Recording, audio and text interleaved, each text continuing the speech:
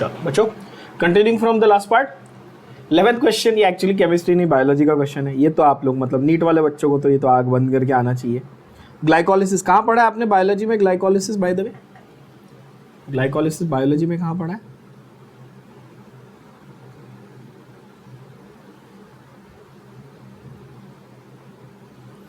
Glycolysis आपने पढ़ा है रेस्पिरेशन में, है ना। फोटोसिंथेसिस में आपने C3 यानी कि केल्विन साइकिल पढ़ी है। Glycolysis is the first step of respiration, है ना बच्चों। जिनको याद नहीं उनके लिए बता दूं, क्या है ग्लाइकोलिसिस? क्या है बच्चों? First step of cellular respiration, है ना। क्या क्या होते हैं रेस्पिरेशन के steps? Just for revision, glycolysis, Krebs cycle and electron transfer chain, ETC, है ना। Glycolysis, Krebs cycle and electron transfer chain. वो पूछ रहा है ग्लाइकोलिसिस में क्या होने वाला है। तो ग्लाइकोलिसिस में क्या होता है स्टेप 1 में? बहुत सिंपल है ये तो, ऐसे जैसा आई सेड, ये तो बायो का क्वेश्चन है। ग्लाइकोलिसिस में glucose becomes pyruvic acid, glucose to pyruvic acid, और पायरुविक एसिड का सॉल्ट क्या होगा? पायरुवेट, है ना। Glucose becomes pyruvate. ग्लूकोज में 6 कार्बन थे, पायरुवेट में 3 कार्बन है, तो 2 मोल्स ऑफ पायरुवेट, यस और नो। एक ग्लूकोज से क्या बनता है आपका? 2 मोल पायरुवेट बनता है। उसके बाद फिर लिंकिंग रिएक्शन होता है ना। ये सबको याद होगा, वैसे तो याद नहीं है तो एक बार बायो की बुक खोल के देख लो, रिवाइज कर लो। वो भी फिर भी नहीं समझा तो मुझे पूछ लेना, मैं समझा दूंगा, ठीक है। 2 मोल्स पायरुवेट, पायरुविक एसिड यानी कि पायरुवेट बनता है। उसके बाद फिर लिंकिंग रिएक्शन होता है, फिर क्रेब्स साइकिल होती है ना। एसिटाइल कोएंजाइम A आता है ना बच्चों लिंकिंग रिएक्शन में, भूलना नहीं, ध्यान देना, ठीक है। 12th वाला डायरेक्ट स्ट्रेट फॉरवर्ड क्वेश्चन है, ऑलरेडी बता चुका हूं। सेल्यूलोज किसका पॉलीमर है? Cellulose is a polymer of, तो देखो मैंने बताया था सेल्यूलोज, स्टार्च और ग्लूकोज, ये सॉरी और ग्लाइकोजन, ये तीनों किसके पॉलीमर है बच्चों? All 3 are polymers of glucose, है कि नहीं? ये तो डायरेक्ट क्वेश्चन है। ये तीनों किससे बने हुए हैं? ग्लूकोज के मल्टीपल मॉलिक्यूल से बने हुए हैं, cellulose, starch and glycogen. Starch के 2 कंपोनेंट्स क्या बताए थे, याद करेंगे? सेकंड क्वेश्चन में हमने सॉल्व किया था, याद देख लो। स्टार्च के 2 कंपोनेंट्स क्या बताए थे मैंने आपको? अमाइलोज और अमाइलोपेक्टिन, है ना, ये भूलना नहीं, अमाइलोज अमाइलोपेक्टिन। पर इन जनरल अगर मैं बोलूं, cellulose, starch and glycogen. Cellulose के बारे में पहले भी बताया कि वुड जो है, वुड आप लोग प्लांट्स में, बायोलॉजी में, प्लांट एनाटॉमी, प्लांट मॉर्फोलॉजी, है ना। बाय द वे ये तो पता है ना, नीट के जो न्यू रिड्यूस सिलेबस है उसमें प्लांट एनाटॉमी वाला पार्ट उन्होंने हटा दिया है, ये पता है कि नहीं? आई होप सो पता है बच्चों को, यस। सो सेल्यूलोज वगैरह जो है ये वुड, है ना। आप लोगों ने प्लांट में ये पढ़ा है कि स्प्रिंग वुड होता है, हार्ट वुड होता है, सबने पढ़ा है ये प्लांट किंगडम में, मॉर्फोलॉजी और एनाटॉमी में पढ़ा है आपने। तो बेसिकली जो वुड है प्लांट का वो बेसिकली सेल्यूलोज है। सेल्यूलोज का मेन काम प्लांट किंगडम में क्या था बच्चों? सेल्यूलोज से क्या बनता था? प्लांट्स के सेल का कौन सा पार्ट बनता है? प्लांट सेल का क्या बनता है? सेल वॉल बनता है ना। प्लांट सेल का क्या बनता है? Cell wall. फंगस का सेल वॉल चिटिन से बनता है और प्लांट का सेल वॉल सेल्यूलोज से बनता है। तो आंसर ऑफ क्वेश्चन 12 इज सीधा सीधा glucose, okay. 13th one again बहुत बेसिक चीज़ है, बहुत ही बेसिक चीज़। इसको हम लोग थोड़ा सा फंडा देखते हैं फंक्शनल ग्रुप के हिसाब से। पहले ये बताएंगे आप, ग्लूकोज में फंक्शनल ग्रुप कौन सा है? ये मैंने क्लियर किया हुआ है। ग्लूकोज में फंक्शनल ग्रुप कौन सा है? लास्ट लेक्चर में भी डिस्कस किया था, अल्डिहाइड फंक्शनल ग्रुप, यस। और फ्रुक्टोज में बच्चों कीटोन फंक्शनल ग्रुप, है ना। तो ग्लूकोज में है अल्डिहाइड फंक्शनल ग्रुप, फ्रुक्टोज में है कीटोन फंक्शनल ग्रुप, ठीक है ना, ये बात समझ में आई। अच्छा, अल्डिहाइड्स पॉजिटिव फेलिंग्स टेस्ट देते हैं, क्या देते हैं? Aldehydes give aldehydes give positive Felling's test. ये आपको पता होना चाहिए. In fact Felling's test, Tollens test, Schiff's test and Benedict's test, कौन से चार, फिर से मैं लिख देता हूं आपके, just for your benefit I will write this. Distinguishing test between aldehydes and ketones. ध्यान से सुनना, अल्डिहाइड और कीटोन के बीच में आपको डिस्टिंग्विश करना है. तो चार कौन से टेस्ट होते हैं बच्चों? फेलिंग्स टेस्ट, ठीक है, Tollens test, by the way इसको आप सिल्वर मिरर टेस्ट भी बोलते हो. क्या बोलते हो? Silver mirror test, very popular, very very famous, बहुत बार ये नाम सुना रहेगा, ऑप्शंस वगैरह में बहुत आता है सिल्वर मिरर टेस्ट. ठीक है, एल्काइंस में भी आता है, एल्काइंस में भी सिल्वर मिरर टेस्ट होता है, सेम वही टोलेंस रिएजेंट वाला. फिर आता है स्किफ्स रिएजेंट और स्किफ्स टेस्ट, SCHIFF, स्किफ्स. एंड लास्ट में आता है बेनेडिक्ट्स. क्या आता है? बेनेडिक्ट्स टेस्ट. ये चारों टेस्ट जो है ना, ये अल्डिहाइड देते हैं, कीटोन नहीं देते. पर कौन से वाले अल्डिहाइड देते हैं? एरोमेटिक वाले नहीं देंगे, एलिफैटिक वाले अल्डिहाइड्स देंगे, एरोमेटिक वाले नहीं देते. ठीक है, तो स्पेसिफिकली एलिफैटिक अल्डिहाइड्स, यानी कि जिसमें एरोमेटिक रिंग ना लगी हो, वो वाले अल्डिहाइड्स जो है ना, वो आपके ये चारों टेस्ट देते हैं, कीटोन्स नहीं देते. क्या बात समझ में आई? तो आंसर क्या आया 13 क्वेश्चन का बच्चों? किस में एल्डिहाइड ग्रुप है आप बताओ? सुक्रोज, ग्लूकोज, फैट्स या प्रोटीन? आंसर क्या आएगा? ऑब्वियसली आंसर आएगा option B. Is that understood? क्यों? क्योंकि ग्लूकोज में एल्डिहाइड है, हमें पता है, और एल्डिहाइड फेलिंग टेस्ट देते हैं, हाँ ये हमें पता है, इसलिए आंसर आएगा 13 का B. Everybody clear on this? Simple, easy है. ओके. ये टेस्ट क्या होते हैं एल्डिहाइड कीटोन चैप्टर में हम लोग डिटेल में करेंगे, टेंशन मत लो. Okay. Alpha D glucose and beta D glucose are what? ठीक है, ये क्वेश्चन को 5 स्टार करना. क्या करना? 5 स्टार. बहुत इंपॉर्टेंट क्वेश्चन है, सिंपल तरीके से समझाता हूं, ध्यान से देखना. डी एंड एल, ये तो लास्ट टाइम समझा दिया था. डी एंड एल कैसे करते हैं? सेकेंड लास्ट कार्बन का OH ग्रुप राइट साइड पे हुआ तो कैपिटल डी, लेफ्ट साइड पे हुआ तो कैपिटल एल. याद है सबको ये? और ऐसा बोला था कि सारे नेचुरल शुगर कैसे टाइप के होते हैं? डी टाइप के कि एल टाइप के?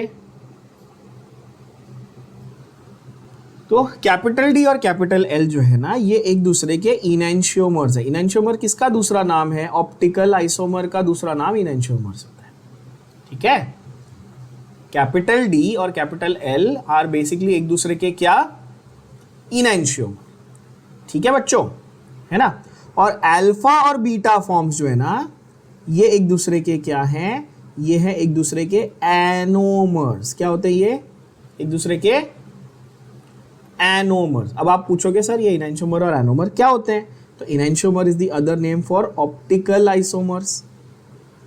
ठीक है, enantiomer is the other name for optical isomer. ये तो बहुत बेसिक है, डेक्स्ट्रो लिवो फॉर्म है ना. लाइट को राइट साइड लेके जाएगा तो डेक्स्ट्रो, लेफ्ट साइड लेके जाएगा तो लिवो, है ना. उसी के ऑप्टिकल आइसोमर्स के ही फॉर्म है डी एंड एल, इसको हम लोग इनैंशियोमर्स कहते हैं.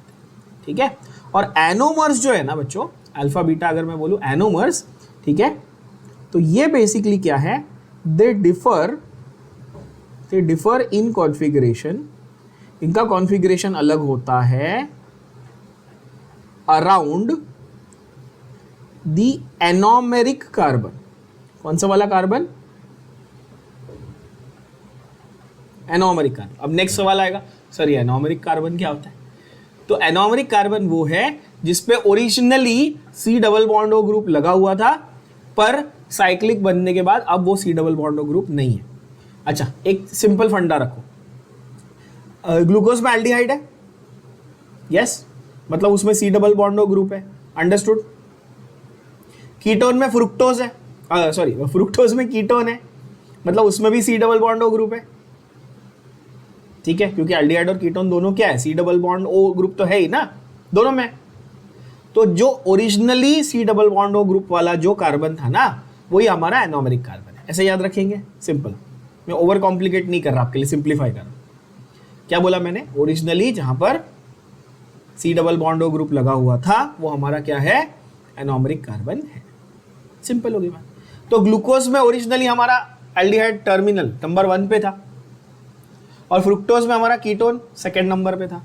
तो क्या मैं ऐसा बोलूं कि for glucose carbon number 1 is anomeric, for fructose carbon number 2 is anomeric. Will it make sense to you? बोलो हाँ कि ना। फॉर ग्लूकोज, फिर से देखो, फॉर ग्लूकोज, क्योंकि ग्लूकोज में एल्डिहाइड था ना बच्चों, तो मैं बोलूं C1 is anomeric, carbon number 1 is anomeric. तो ये बात समझ में आएगी आपको, क्योंकि टर्मिनल था तो पहले वाले कार्बन पे C double bond O H लगा हुआ था, वही आगे जाके एनोमरिक बनेगा जब साइक्लिक बनेगा तब। फॉर फ्रुक्टोज कौन होगा? C2। क्यों? क्योंकि कीटोन नॉन टर्मिनल होता है बॉस। बोलो हाँ कि ना। एल्डिहाइड टर्मिनल होता है तो नंबर 1 पे, कीटोन नॉन टर्मिनल होता है तो नंबर 2 पे। क्या ये बात समझ में आई? सिंप्लीफाई हुआ अभी। DNL को क्या बोलेंगे? इनेंशोमर। अल्फा बीटा को क्या बोलेंगे? एनोमर। तो आंसर बताओ क्या होगा 14 का?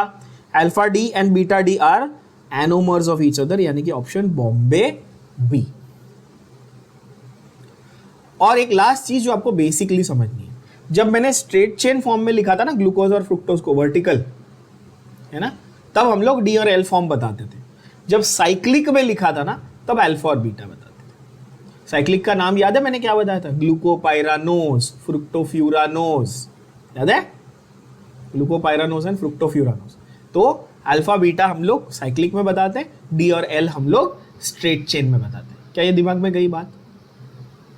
सिंपल। ओके, 15th वाला बहुत सिंपल सा क्वेश्चन है। 15th वाला, इन सब में से कौन सा शुगर सबसे स्वीट है? Fructose, glucose, sucrose and maltose. Now many people make a mistake here. बहुत सारे बच्चे इसमें मिस्टेक करके आते हैं क्योंकि आप सुक्रोज लिख के आते हो। क्यों? क्योंकि सुक्रोज तो आपका नॉर्मल शुगर है ना, जो आप घर पे खाने के लिए यूज करते हो। क्या बोलते हो उसको? कॉमन शुगर या टेबल शुगर, है ना बच्चों? पर the answer here is surprisingly it is fructose. Please remember it as a factual. Fructose is the, अगर हम लोग नेचुरल शुगर्स की बात करें, ठीक है, there are obviously sugar substitutes जो मतलब आर्टिफिशियली सिंथेटिक बनते हैं ना, एलिटेम वगैरह है, जो आपके संजीव कपूर की ऐड नहीं आती, गाजर का हलवा डालता है, वो गाजर का हलवा बनाता है शुगर फ्री डाल के, शुगर फ्री नेचुरा, वो सब आर्टिफिशियल शुगर है। ठीक है, मैं उसकी बात नहीं कर रहा हूँ, मैं बात कर रहा हूँ नेचुरल शुगर्स में। तो fructose is the sweetest natural sugar. ठीक है बच्चों, ये याद रखना। बहुत बच्चे इसमें गलती करते हैं, आपने नहीं करनी है। ठीक है, सुक्रोज मार्क करके नहीं आना।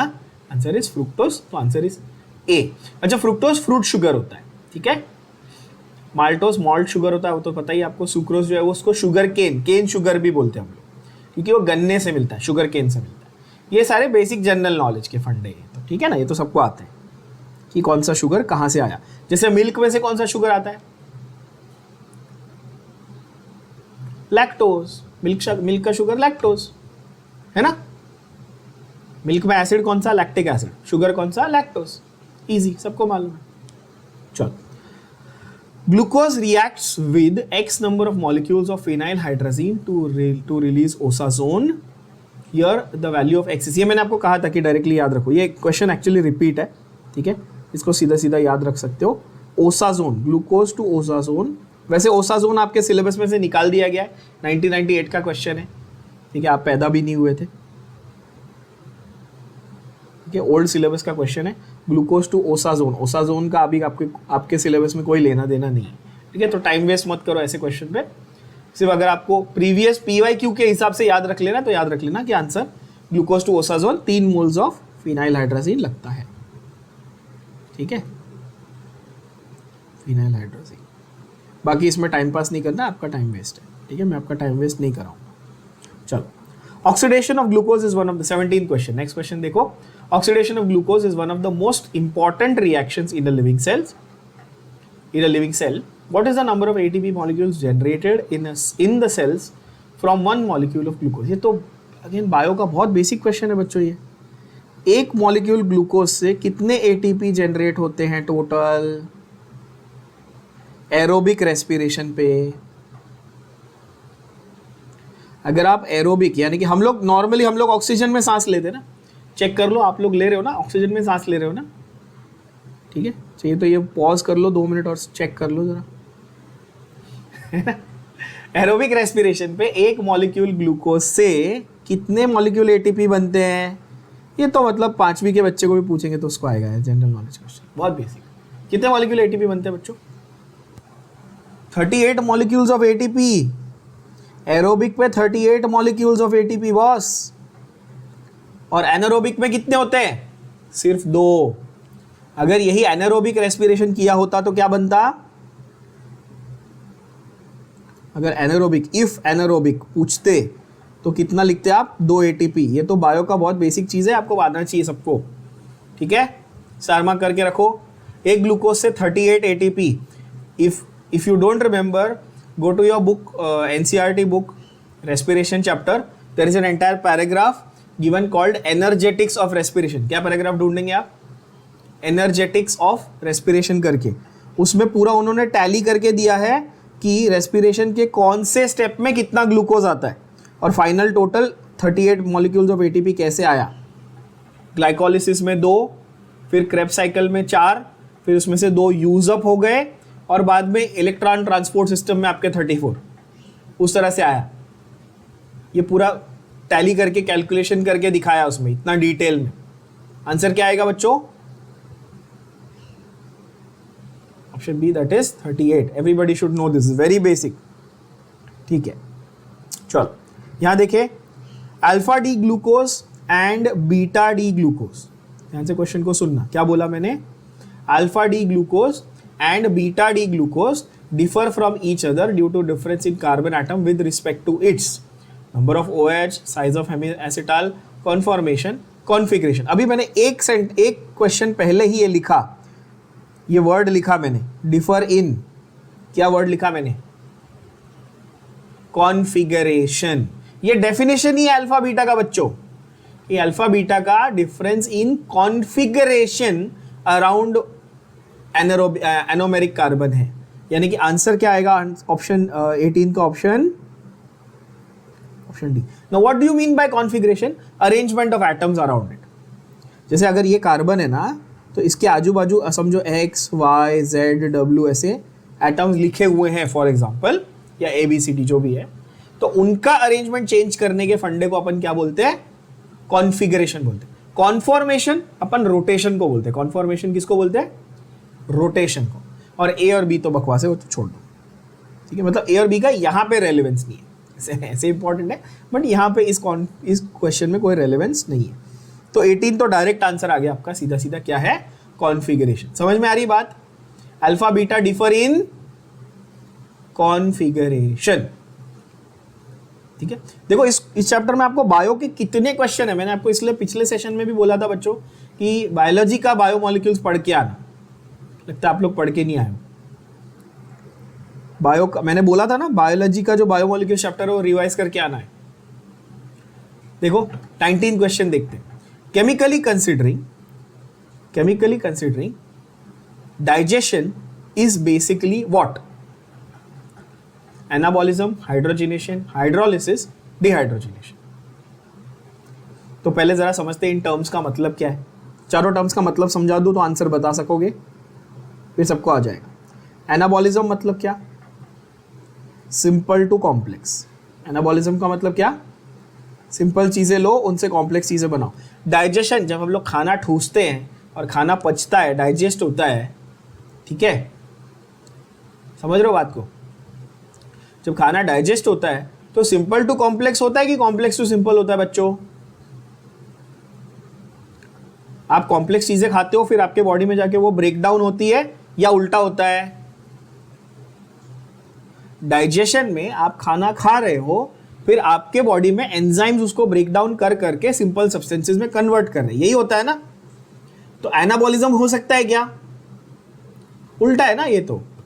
यहाँ पे तो सिंपल से कॉम्प्लेक्स जा रहा है। एनाबॉलिज्म कब होता है? जब आप प्रोटीन खा रहे हो और मसल बन रही है, वो हो गया ना एनाबॉलिज्म। सही है? जब आप स्टार्च खा रहे हो और आपके बॉडी में ग्लूकोज बन रहा है, ये तो उल्टा हुआ, कॉम्प्लेक्स टू सिंपल। तो एनाबॉलिज्म तो नहीं है। अच्छा, हाइड्रोजिनेशन मतलब एडिशन ऑफ हाइड्रोजन। हाइड्रोलिसिस मतलब इजी, हाइड्रोलिसिस, नाम से पता चलना चाहिए। हाइड्रोलाइसिस, हाइड्रो मीन्स वाटर और लाइसिस मतलब ब्रेक डाउन, तो break down in aqueous medium, हाँ कि ना? क्या हमारे डाइजेशन में चीज़ों का ब्रेक डाउन हो रहा है बच्चों? हाँ, तो आंसर क्या है? Obviously option C. अब better option would have been catabolism, जो ऑप्शन में नहीं था। अगर होता तो हम वो मार्क करते, बोलो हाँ कि ना? क्यों? क्योंकि वो एनाबॉलिज्म का ऑपोजिट है बच्चों। कैटाबॉलिज्म भी मैं यहाँ लिख देता हूँ आपके रेफरेंस के लिए, ताकि आपको इसकी अंडरस्टैंडिंग रहे। कॉम्प्लेक्स टू सिंपल आप जब ब्रेक डाउन करोगे तो क्या होगा? कैटाबॉलिज्म। तो अगर कैटाबॉलिज्म ऑप्शन होता तो आप वो मार्क करते, पर यहाँ पर नहीं है, तो आंसर क्या आप मार्क करेंगे? Option C, that is hydrolysis. क्या ये सबके भेजे में गया? इजी है, यस। चलो, अगर हम स्टार्च को हाइड्रोलिसिस करेंगे तो क्या मिलेगा? ये तो मतलब यार अभी ये तो आना चाहिए ना, मैंने लिखा है ना यहाँ पे, क्या? सेलुलोज, सेलुलोज, स्टार्च, ग्लाइकोजन, तीनों किसके पॉलीमर हैं? सेलुलोज, स्टार्च और ग्लाइकोजन किसके पॉलीमर है? ग्लूकोज के। तो स्टार्च को ब्रेक डाउन करोगे तो क्या मिलेगा? कोई रॉकेट साइंस है क्या इसमें? क्या मिलेगा बच्चों? ए, यानी कि ग्लूकोज, राइट? ग्लूकोज और फ्रुक्टोज दोनों किसको ब्रेक डाउन करने पे मिलता है? अगर मुझे लिखना होता तो सुक्रोज के एक मॉलिक्यूल में क्या होता? मैंने लास्ट टाइम बताया था ना, ये ग्लूकोज प्लस। तो अगर मुझे ऑप्शन सी करेक्ट चाहिए होता तो मेरा क्वेश्चन क्या होना चाहिए था? सुक्रोज होना चाहिए था, है कि नहीं? स्टार्च कैसा दिखता है? स्टार्च दिखता है ऐसे, C6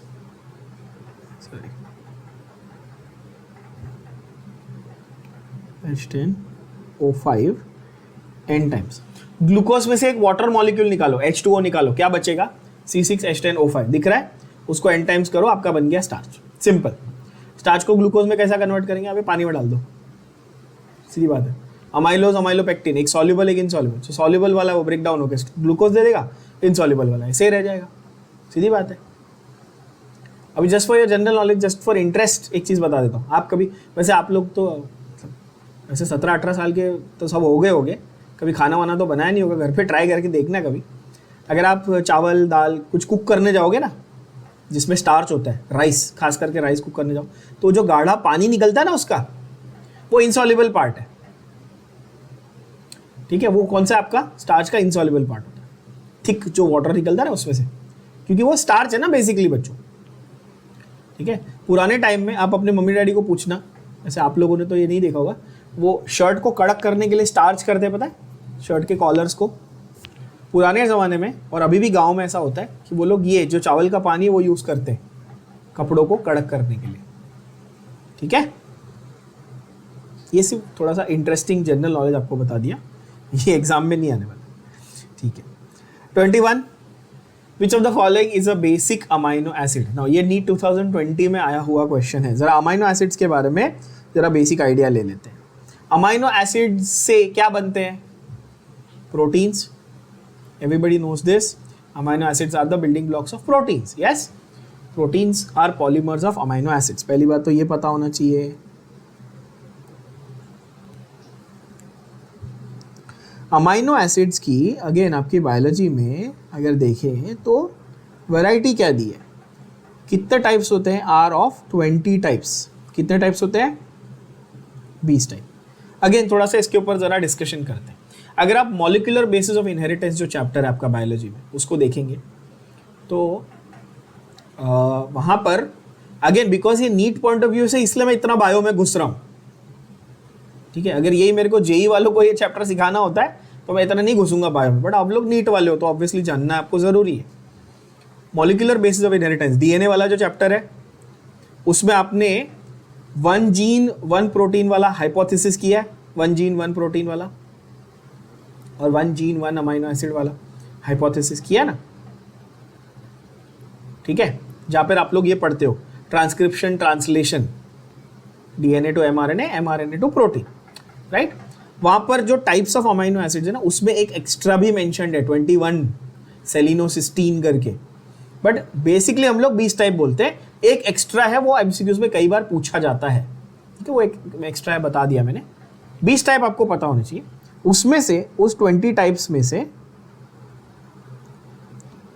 ठीक है, 20 टाइप्स में नहीं, मतलब there are 20 amino acids, 20 types नहीं बोल सकते, amino acids are 20, basically 20 amino acid आपके बॉडी में एग्जिस्ट नॉर्मली करते हैं। उसमें से 10 एसेंशियल अमाइनो एसिड है। कैसे? एसेंशियल मतलब खाने में होने ही चाहिए, और बाकी 10 कैसे हैं? Non essential. समझ में आ रही बात? ये तो उनके बायोलॉजिकल फंक्शन के हिसाब से हो गया कि मतलब 10 ऐसे हैं जो खाने में होने चाहिए, मतलब एसेंशियल, और 10 जो है वो हो गए नॉन एसेंशियल। क्लियर होगी बात? अभी केमिकली अगर मैं बोलूं अमाइनो एसिड्स को कैसे क्लासिफाई करेंगे आप? Chemically amino acids can be neutral, मतलब उनमें कोई एसिड या बेस ग्रुप नहीं लगा हुआ। फिर एसिडिक हो सकते हैं, यानी कि उसमें एसिड ग्रुप लगा हुआ है, कार्बोक्सिलिक एसिड ग्रुप लगा हुआ है। फिर बेसिक यानी कि अमाइन ग्रुप, अमाइन या नाइट्रोजन का ग्रुप लगा हुआ है, और एक एरोमेटिक सिस्टम होता है। समझे? अगर मैं उनके स्ट्रक्चर को स्टडी करूं तो न्यूट्रल, एसिडिक, बेसिक और एरोमेटिक। क्या ये भेजे में जा रही बात? ये बेसिक पिक्चर दिया मैंने आपको कि बायोलॉजिकली अगर मैं बोलूं तो एसेंशियल, नॉन एसेंशियल, और केमिस्ट्री के हिसाब से बोलूं तो न्यूट्रल, एसिडिक, बेसिक, एरोमेटिक। ये गया दिमाग में अमाइनो एसिड्स में। अच्छा, अमाइनो एसिड इस नाम वर्ड से आपको क्या समझ में आ रहा है? अमाइनो एसिड, तो इसमें NH2 ग्रुप रहेगा, अमाइन मतलब, और COOH ग्रुप रहेगा, एसिड मतलब। बोलो हाँ कि ना? क्लियर है ये? अमाइन मतलब NH2 ग्रुप रहेगा, कंफर्म। एसिड मतलब COOH ग्रुप रहेगा, कंफर्म। अच्छा, तो ये बोल रहा है भाई which of the following is basic amino acid. Now if you open your NCERT, there is a table given, ठीक है, and in the table they have given you a list of acidic amino acids, basic amino acids, neutral वाले कौन से हैं, simple chain वाले कौन से, all that. Simple एक उन्होंने पूरा टेबल दिया हुआ है, आपको एक्चुअली बैठ के वो पूरा टेबल लर्न करना है। पूरा का पूरा टेबल आपको लर्न करना पड़ेगा कि कौन से अमाइनो एसिड्स बेसिक में आते हैं, कौन से अमाइनो एसिड्स एसिडिक में आते हैं, कौन से अमाइनो एसिड्स एरोमेटिक में आते हैं। ठीक है, here basic amino acid, if you go through the table, NCERT का डायरेक्ट क्वेश्चन है, that is lysine, LYSINE। Lysine जो है, please do not confuse this with leucine. Leucine अलग है, लाइसीन अलग है। लूसीन ऑब्वियसली स्पेलिंग क्या होगा? LEUCINE। लूसीन अलग होता है, लाइसीन अलग होता है। लाइसीन जो है वो बेसिक अमाइनो एसिड है। लाइसीन क्या है? Basic amino acid. ठीक है, आंसर इज यहां पे option D, direct factual from NCERT। ठीक है बच्चों, if you are interested in knowing the structure, I will give you the structure also of lysine, तो आपको आइडिया आ जाएगा कि इसको हम लोगों ने बेसिक क्यों बोला। मैंने आपको क्या कहा कि जो लाइसीन जो है, you don't actually need to remember the structures of all. हाँ, अब यहाँ पे देख लेना, आपको COOH, NH2 ये दो ग्रुप तो मिल गए, ठीक है, और इसके अलावा this NH2 group here, this means it is basic. Amine group जब एक्स्ट्रा लगा रहेगा तो क्या मतलब कि ये बेसिक ग्रुप है। ये समझ में आ रही बात? तो लाइसीन के स्ट्रक्चर में आपको यहाँ पर बेसिक अमाइनो एसिड सीधा सीधा दिख गया। नेक्स्ट फंडा है, which of the following is a non essential amino acid. अभी मैंने आपको बताया टोटल कितने आपके पास 20 अमाइनो एसिड है बच्चों, उसमें से 10 एसेंशियल, 10 नॉन एसेंशियल है। तो मैं आपको एक ट्रिक बता देता हूँ, एक शॉर्टकट ट्रिक बता देता हूँ, list of 10 essential amino acids याद करने के लिए। ठीक है, 10 एसेंशियल अमाइनो एसिड्स याद करने के लिए एक छोटी सी एक ट्रिक बता देता हूँ। आप ऐसे याद रखेंगे, AV हिल, क्या याद रखेंगे? AV HIL MPTT। कैसे याद करेंगे? AV HIL MPTT। चेक करो, देखो तो आपकी जो लिस्ट है इस तरह से सिंपल तरीके से आप याद कर सकते हो। AV HIL MPTT, the names also arginine, valine, histidine, isoleucine, leucine, lysine, methionine, phenyl alanine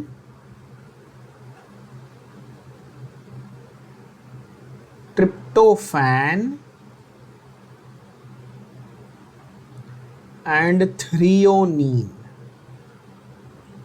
10 essential amino acids. AV-HIL MPTT, arginine, valine, histidine, isoleucine, leucine, lysine, methionine, phenylalanine, tryptophan and threonine. ठीक है, ये आपको ऐसे यहाँ पे सीधा सीधा रटने के लिए आसान तरीका दे दिया, AV-HIL MPTT ऐसे। और also these names might seem weird to you, but if you see there is a pattern to them. Everything is ending in INE. Can you see that? Except tryptophan.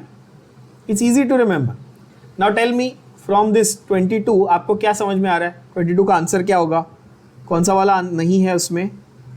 Alanine नहीं है, phenyl alanine है, alanine नहीं है। ठीक है बच्चों, तो answer आएगा ऑप्शन डी। 22 का सीधा सीधा आ गया। नॉन एसेंशियल कौन सा है इसमें से? डी। एसेंशियल 10 याद हो गए, इसमें से 10 के अलावा वो कुछ भी पूछ लेगा आपको, वो नॉन एसेंशियल आएंगे। क्या ये बात समझ में आ गई? नीट 2019 का क्वेश्चन है, ध्यान से देख लेना, सिंपल सवाल। अगेन ये बायो में भी आता है और केम में भी आता है, दोनों जगह पे आ गया। ठीक है, then you have during denaturation which structure of protein will remain intact.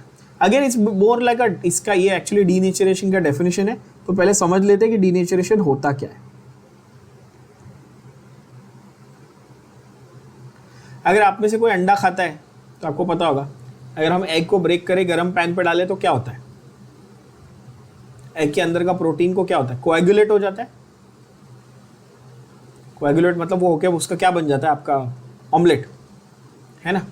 जो अंडा नहीं खाता वो बेसन सोच लो, बेसन का चीला बनाते हो ना आप, है ना, आप लिक्विड बना के उसको डालते हो बेसन को पैन में, और थोड़ी देर के बाद गर्म होने के बाद क्या होता है? वो कोएगुलेट होके आपका पराठा जैसा बन जाता है। करेक्ट बोल रहा हूँ, राइट? तो प्रोटीन जो है ना, जब आप उसको हीट करते हो ना, तो उसकी कोएगुलेशन हो जाती है जनरली। ये फंडा तो सबको समझ में आ रहा होगा, प्रैक्टिकली हम सबने देखा भी है। प्रोटीन को हीट करने पे उसकी कोएगुलेशन हो जाती है, भले वो अंडा हो या बेसन, दोनों में प्रोटीन ही है बेसिकली, है ना। फंडा ये है कि प्रोटीन का कौन सा स्ट्रक्चर डीनेचरेशन के इसमें अटैक रहता है। तो डीनेचरेशन में basically collapse of the structure of protein होता है, जिसकी वजह से कोएगुलेशन हो जाता है।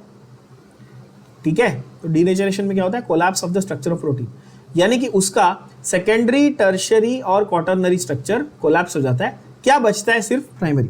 तो प्रोटीन के स्ट्रक्चर कितने टाइप के होते हैं पहले ये देख लो। स्ट्रक्चर ऑफ प्रोटीन कितने टाइप के होते हैं बच्चों? Primary, secondary, tertiary and quaternary.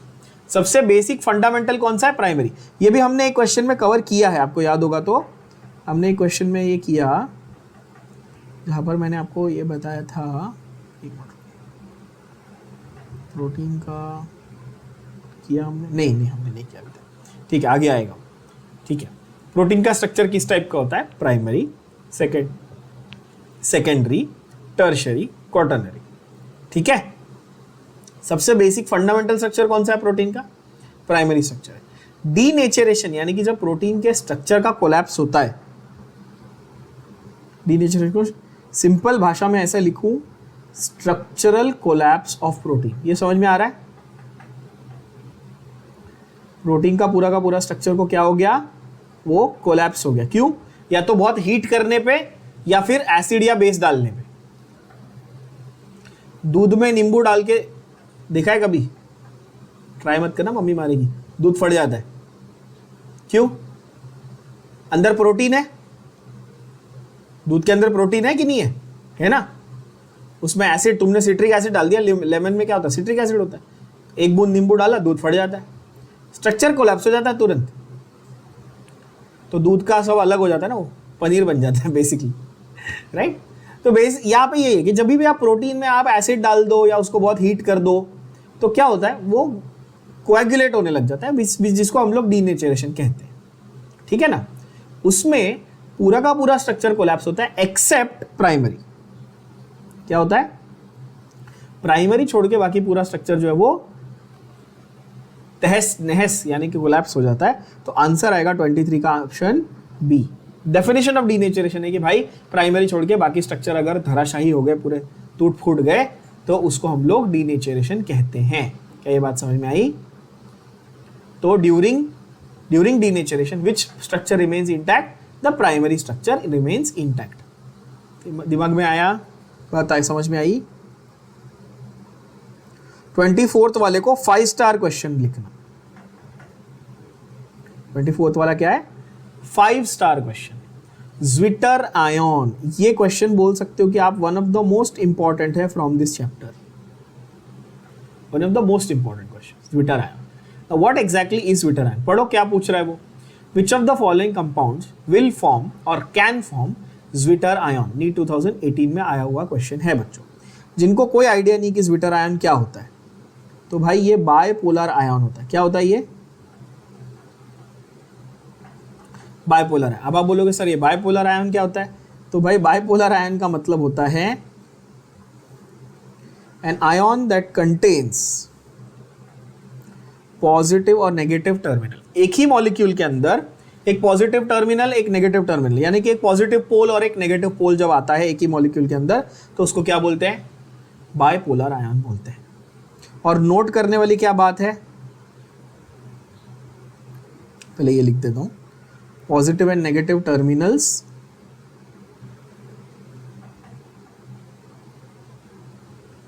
In the same molecule. समझ में आ रही बात? एक ही मॉलिक्यूल है, एक साइड पे पॉजिटिव होगा, एक साइड पे नेगेटिव होगा। समझ में आ रही बात? इसको हम लोग क्या बोलेंगे? Zwitter ion. खास नाम, जैसे फेसबुक और ट्विटर का वैसा ज्विटर, ऐसा याद रखने का। तुम लोग को सोशल मीडिया से जल्दी याद रहेगा ना। ट्विटर मालूम है तो ज्विटर मालूम होना चाहिए, है कि नहीं? तो पॉजिटिव एंड नेगेटिव टर्मिनल जो है वो सेम मॉलिक्यूल में होते हैं, उसको ज्विटर। कैसे? अब नोट क्या करेंगे आप? अमाइनो एसिड जो है वो ज्विटर आयन फॉर्म करेंगे। क्या क्या बोला मैंने? Amino acids zwitter ion form करेंगे। ये लाइन से तुमको आंसर आ जाएगा। वैसे 24 का आंसर क्या होगा?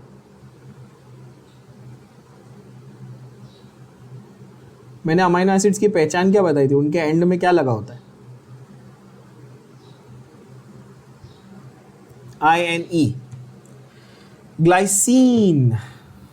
The simplest amino acid is glycine.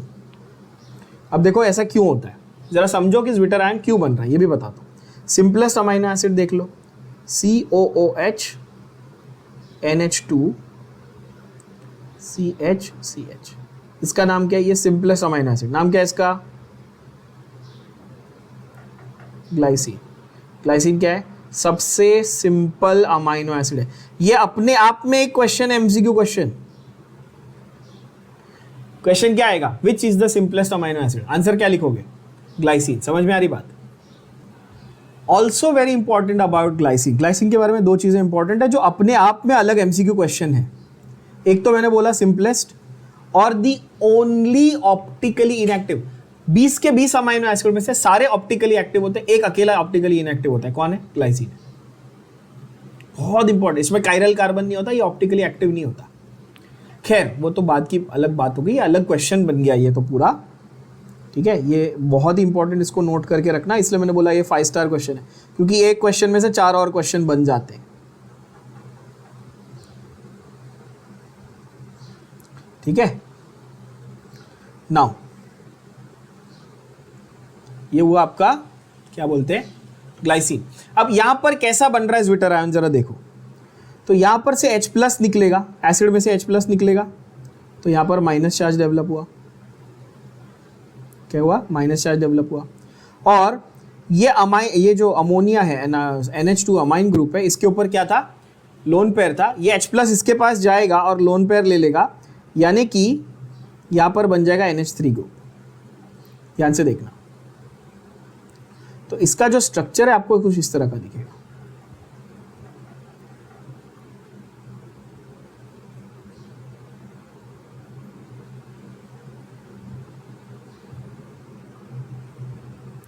Originally ऐसा था, एक एसिड ग्रुप था, एक अमाइन ग्रुप था। Now it look like this, NH3 with positive charge and COO with negative charge. तो क्या यहाँ पे 2 पोल्स दिख गए आपको बच्चों? Positive and negative, yes, terminal. तो इसीलिए इसको बोलते हैं ज्विटर आयन। तो ज्विटर आयन कौन बनाएगा? अमाइनो एसिड्स बनाएंगे। इनमें से कौन सा अमाइनो एसिड है? ग्लाइसिन। तो आंसर आएगा ऑप्शन डी। क्लियर हुई बात? सिंपल, ठीक है, ओके। देन प्रोटीन में कौन से टाइप के बॉन्ड होते हैं? ये मैंने बहुत बेसिक में स्टार्टिंग में सिखा दिया था। कार्बोहाइड्रेट्स में ग्लाइकोसाइडिक बॉन्ड होते हैं, प्रोटीन्स में पेप्टाइड बॉन्ड होते हैं, और फैट्स में एस्टर लिंकेज होता है। तो आंसर क्या होगा? प्रोटीन में कौन से बॉन्ड होते हैं? Peptide bond. ये तो बहुत बेसिक है। प्रोटीन्स को हम लोग, प्रोटीन की चेन को पॉलीपेप्टाइड भी कहते हैं ना। Proteins are made up of polypeptide chains. तो बेसिकली पेप्टाइड बॉन्ड है ना, सिंपल। तो पेप्टाइड आपका मेन जो है बॉन्ड हो गया, काफी इजी। 26 डीनेचरेशन के बारे में दी हुई जो स्टेटमेंट है उसमें से आपको इनकरेक्ट स्टेटमेंट, मतलब जो रॉन्ग स्टेटमेंट है वो आइडेंटिफाई करनी है, ठीक है। डीनेचरेशन के बारे में, denaturation causes loss of secondary and tertiary structure, obviously बोल दिया।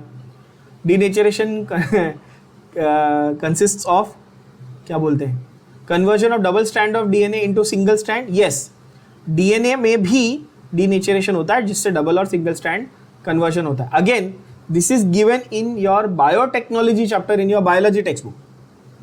एनसीईआरटी ऑफ बायोलॉजी जो है आपका बायो में, बायोटेक्नोलॉजी में दिया हुआ है आपका PCR machine, polymerase chain reaction के मशीन का जो ये दिया है ना डिस्क्रिप्शन, उसमें ये दिया हुआ है। अब वो यहाँ पूछ लिया इन्होंने, ठीक है, देखो ध्यान से। तो प्रोटीन में loss of secondary tertiary structure होता है, ये सही है, हाँ। डीएनए का भी डीनेचरेशन हो सकता है, हाँ। DNA denaturation affects primary structure of protein, ऐसा होता है क्या? नहीं, अभी तो किया था ना। तो ऑप्शन, तो जो स्टेटमेंट 3 है ना, स्टेटमेंट 3 वो तो रॉन्ग है, स्टेटमेंट 3 रॉन्ग है। वो पूछ रहा है which of the following are correct, तो 1 and 2 आर करेक्ट, यानी कि option C, statement 1 and 2 are correct. सही है बच्चों?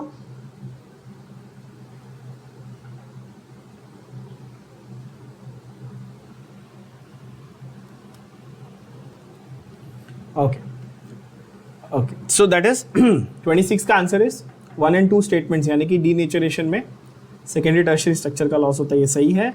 डीएनए का double strand to single strand, ये प्लीज जाके अगेन मैंने बताया, ध्यान से सुनना, बायोटेक्नोलॉजी वाले चैप्टर में पीसीआर वाले सेक्शन में जाके पढ़ लेना, ठीक है। आप सोचोगे सर आधे से ज़्यादा तो आप बायोलॉजी के रेफरेंस दे रहे हो, ऑब्वियसली चैप्टर का नाम बायोमोलिक्यूल्स है, देखो ऊपर लिखा हुआ है,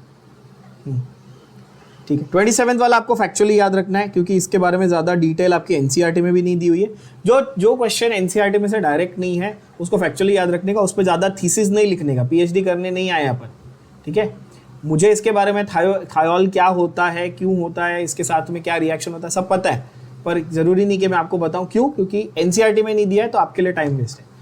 ऐसे कुछ 2-4 क्वेश्चन, 50 में से 2 क्वेश्चन मिलेंगे आंसर लर्न करने का, आगे बढ़ने का, ठीक है। 27 का आंसर सीधा सीधा कौन सा वाला फंक्शनल ग्रुप? Disulphide bond.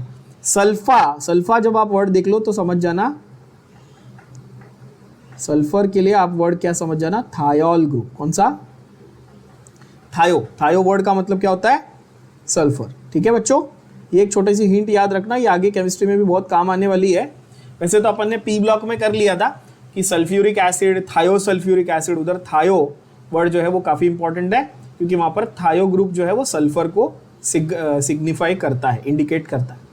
यहाँ पर सीधा सीधा आंसर है सी, पेप्टाइड, यानी कि प्रोटीन में पेप्टाइड बॉन्ड बन गया, उसके बाद 2 चेन को जोड़ने के लिए डाइसल्फाइड बॉन्ड बनता है, और वो डाइसल्फाइड बॉन्ड किस फंक्शनल ग्रुप से बनता है?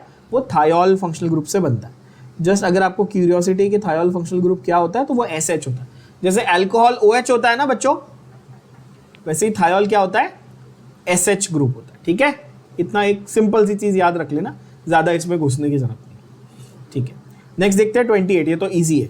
कौन सा वाला पेप्टाइड चेन को रिप्रेजेंट कर रहा है ना? आपको मैंने पॉलीमर चैप्टर बहुत डिटेल में हमने किया, उसमें हमने नायलॉन का पूरा स्ट्रक्चर लिखा था, आपको याद होगा नायलॉन का स्ट्रक्चर। उसमें नायलॉन 6 भी लिखा था, नायलॉन 6,6 भी लिखा था, याद है, और उसमें अमाइड लिंकेज समझाया था। अभी हिंट आपको ये दे रहा हूं मैं कि अमाइड लिंकेज और पेप्टाइड लिंकेज बेसिकली सेम होता है। क्या हिंट दिया मैंने? अमाइड लिंकेज और पेप्टाइड लिंकेज बेसिकली सेम होता है। सॉरी, ये अमाइड लिंकेज या पेप्टाइड लिंकेज जिसको हम लोग बोलते हैं, ये किससे बना? तो भाई ऑब्वियसली ये अमाइन ग्रुप और एसिड ग्रुप के रिएक्शन से बना। कौन सा? Amine group plus carboxylic acid, ये ग्रुप के रिएक्शन से बना। अमाइन ग्रुप क्या था? NH2। एसिड ग्रुप क्या था? HOOC। क्या ये बात समझ में आ रही है? अच्छा, COH को अपन कैसा लिखेंगे? C double bond O OH, है ना? अच्छा, तो ये ग्रुप जो है हमारे पास, इसको मैं इस तरह लिख देता हूँ, NH2 को आई will right like this. Can you all see this? Now what happens? HOH निकल जाता है, यानी कि ऐसे ग्रुप बनेगा NHC डबल बॉन्ड O, ये ग्रुप बनेगा। इसको हम लोग पेप्टाइड लिंकेज बोलते हैं। इसके ऊपर जरा फोकस कर लेना। ये समझ रहा है सबको? NHC डबल बॉन्ड O, ये जो है हमारा, ये पेप्टाइड लिंकेज। अब चेक करो कौन सा वाला पेप्टाइड लिंकेज को रिप्रेजेंट कर रहा है। ठीक है, ध्यान से देखो। यहां देखो CONH group, can you see that? CONH group. बाकी कहीं पे भी डायरेक्ट आपको मिल रहा है CONH ग्रुप? नहीं। यहां पर देखो CONH कंटिन्यूसली रिपीट हो रहा है ना, CONH। अब आप बोलोगे, आर्ग्यू करोगे कि यहां पे भी तो है, लेकिन यहां पर रिपीट हुआ ग्रुप नहीं, यहां पे NH के बाद C ये आना चाहिए था ना। अभी ऑप्शन डी में देखो, ऑप्शन डी में CONH इधर है, C डबल बॉन्ड NH इधर है।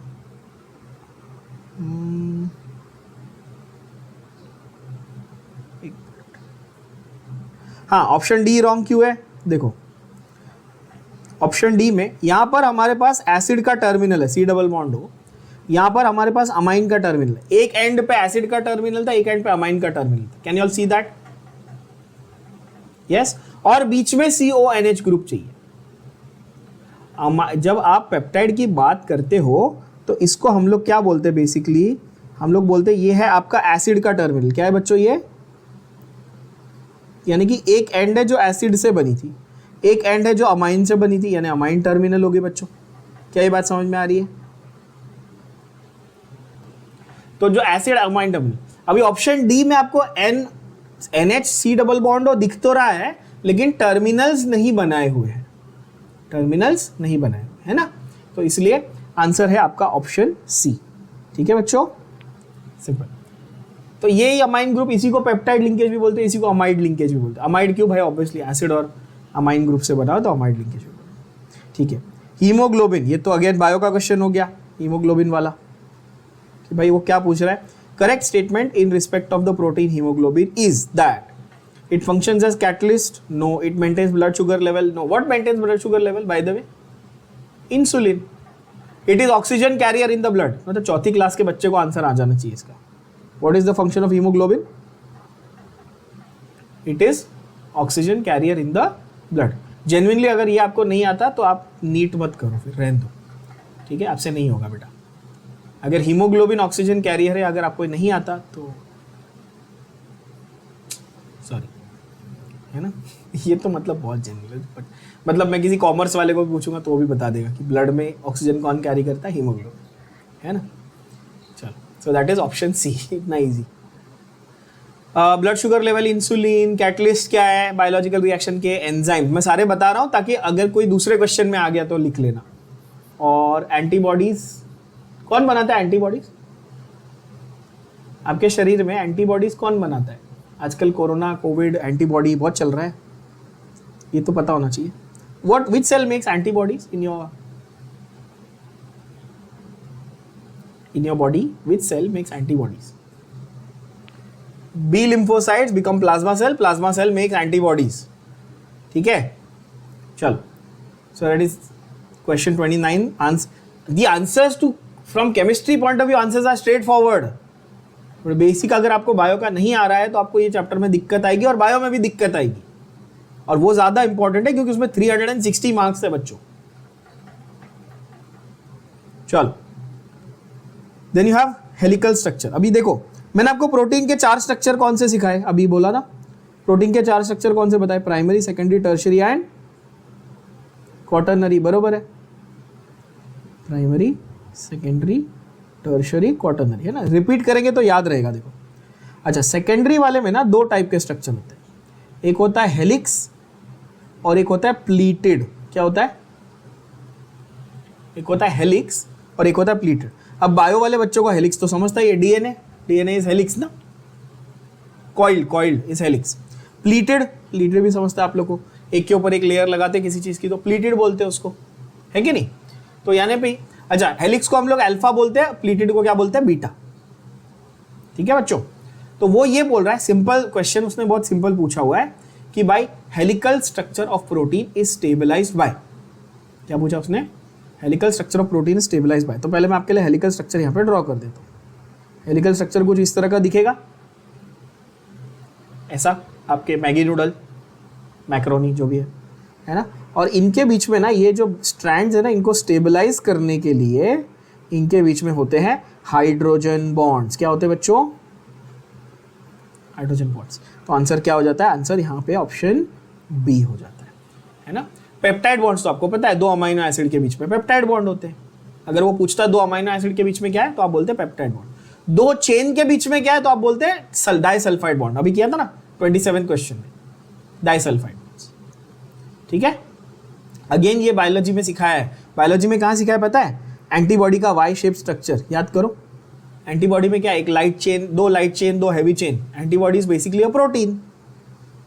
तो उसमें भी जाके एनसीईआरटी खोल के देखो, डायग्राम में दो वाई शेप चेन के बीच में एस यानी कि डाइसल्फाइड बॉन्ड बनाया हुआ है। छोटी छोटी चीजें ऑब्जर्व करो बायो में, यहाँ पे बहुत काम आती है। ठीक है, that is 30th answer is obviously hydrogen bond, simple. Which of the following is not a true statement, which of the following is not a true statement. ठीक है, alpha carbon of alpha amino acid is asymmetric. मैंने आपको अभी थोड़ी देर पहले ये बात बताई, ग्लाइसिन को छोड़ के सारे अमाइनो एसिड असिमेट्रिक यानी कि कायरल होते हैं, ऑप्टिकली एक्टिव होते हैं। यस है कि नहीं, है ना। तो नॉट ट्रू पूछा है, तो alpha carbon is asymmetric, yes except glycine. एक को छोड़ के हर जगह पे इसमें टेक्निकली ए भी रॉन्ग हुआ ना, क्योंकि वो लोग ने एक्सेप्ट ग्लाइसिन नहीं लिखा है, बट अंडरस्टूड है, चलो मान लिया। ठीक है, all proteins are found in L form, no, many proteins are found in L form but सब are also found in D form. Sugar natural सारे के सारे कैसे होते हैं, शुगर डी फॉर्म। ठीक है, प्रोटीन्स जो है ना वो एल और डी दोनों टाइप के हो सकते हैं। ठीक है, तो 31 में आप ये स्टेटमेंट लिख के रखेंगे, proteins are found in both L and D form, यानी कि ऑप्शन बी जो है वो इनकरेक्ट है। ऑल आर एल नहीं। अच्छा, human body can synthesise all the proteins that they need, yes we can. हाँ, तो सी तो सही है। हाँ, at pH 7 both amino acid, amino and carboxylic groups exist in ionised form. इसी को तो हमने क्या बोला, अभी 2 मिनट पहले इसका सॉल्व किया ना, इसी को क्या बोला, हाँ, अमाइनो ग्रुप और कार्बोक्सिलिक एसिड ग्रुप दोनों बन गए ना आयोन, दोनों में आयोन्स बन गए, चार्ज आ गया तो ज्विटर आयन बोला। तो ये भी सही है, तो आंसर है option B, that is Bombay. Is that clear. चलो नेक्स्ट देखें, फिर से वही पेप्टाइड बॉन्ड वापस रिपीट है। ठीक है, अब रिपीट होने शुरू हो गए क्वेश्चन। 30 क्वेश्चन हमने अलग अलग वैरायटी के कर लिए ना, अब आगे के आपको ज़्यादा करके सब रेपिटेशन मिलेगा, फटाफट जाएंगे अपन, ज़्यादा टाइम वेस्ट नहीं करेंगे। ठीक है, कंप्लीट करते हैं। क्या बोलता है पेप्टाइड बॉन्ड के बारे में, 32, which statement is incorrect about peptide bond. CN bond length in protein is longer than length of NC bond, that is incorrect of course, सीधी बात है। CN bond is smaller in proteins, is smaller than the usual bond length of CN bond, yes. अच्छा, ये थोड़ा सा समझ लो जरा, है ना। पहली बात तो ये कि कार्बन और नाइट्रोजन का बॉन्ड बन रहा है क्या प्रोटीन में, चेक करो, ये बन रहा है ना पेप्टाइड में, यस। तो इसमें कार्बन नाइट्रोजन का ये बॉन्ड बना, यस बच्चों। अब इस कार्बन पे देखो डबल बॉन्ड कैरेक्टर है, हाँ कि ना? क्यों? आपको उसके ऊपर डबल बॉन्ड दिख रहा है ना बच्चों? डबल बॉन्ड कैरेक्टर वाला जो कार्बन होता है ना, उसकी बॉन्ड लेंथ कैसी होती है? शॉर्टर होती है। बॉन्ड लेंथ कैसी होती है? Shorter. Double bond character is equal to shorter bond length, ऐसे याद रखेंगे। Double bond character is equal to shorter bond length. ये बहुत बेसिक आइडिया है केमिकल बॉन्डिंग का। डबल सिंगल बॉन्ड से छोटी बॉन्ड लेंथ डबल की होती है, उससे छोटी बॉन्ड लेंथ ट्रिपल की होती है। ठीक है, ये एल्केन एल्कीन अल्काइन में भी अप्लाई होता है। एल्केन की बॉन्ड लेंथ बहुत होगी, फिर एल्कीन की उससे थोड़ी छोटी और एल्काइन की उससे थोड़ी छोटी। समझ में आ रही बात? तो आंसर होगा इनकरेक्ट स्टेटमेंट मतलब ऑप्शन ए। समझ में आया? क्योंकि ऑप्शन ए में क्या बोला उन्होंने, देखो वो बोल रहे हैं CN बॉन्ड की बॉन्ड लेंथ लॉन्गर, नहीं भाई लॉन्गर नहीं होती, एक्चुअली शॉर्टर होती है। तो वो बोल रहे हैं इनकरेक्ट स्टेटमेंट ढूंढो, तो ए मेरा इनकरेक्ट स्टेटमेंट हो गया। समझ में आई बात? ये प्लीज करेक्ट इनकरेक्ट स्टेटमेंट वाले क्वेश्चंस में क्वेश्चन को रीड करने पे फोकस करना बच्चों। I hope I am making my self very clear. आप स्टेटमेंट को पढ़ोगे आपको लगेगा हाँ ये स्टेटमेंट तो सही है और आप तुरंत मार्क कर दोगे, नहीं भाई इनकरेक्ट वाला पूछा है, देखो जरा।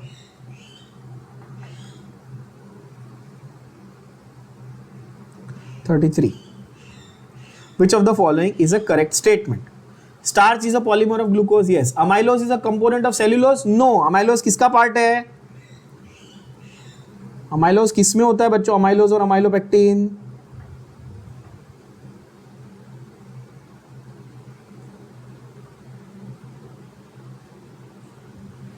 Amylose is a component of starch. ये मैंने सेकंड क्वेश्चन में ही करा दिया आपको। हीमोग्लोबिन क्या है? Vitamin, carbohydrate, enzyme, protein.